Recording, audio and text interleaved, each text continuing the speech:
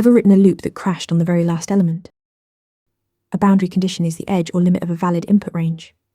If a function accepts ages from 0 to 120, the boundaries are exactly 0 and 120. Boundary testing means targeting those extreme edge values, not just the comfortable middle. Here's a concrete example. This function is valid only for ages 0 to 120.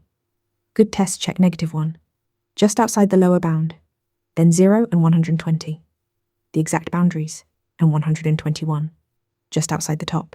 Each probe's a likely failure point. Boundaries are error-prone because off-by-1 mistakes are extremely common. Write less than instead of less than or equal to, and the bug only appears at the exact boundary. Boundary value analysis formalizes this. For each boundary, test just outside, at the boundary itself, and just inside. Those 3 points catch what middle-range tests always miss.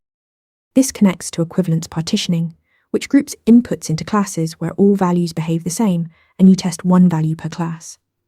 Boundary value analysis extends that by specifically targeting the edges between partitions, where logic errors are most likely to hide. Boundary conditions live at the edges of valid input, always test at, just inside, and just outside to catch every bug. Like and follow for more. Want to nail questions like this in your next interview? Interview Mentor gives you hands-on practice with real questions.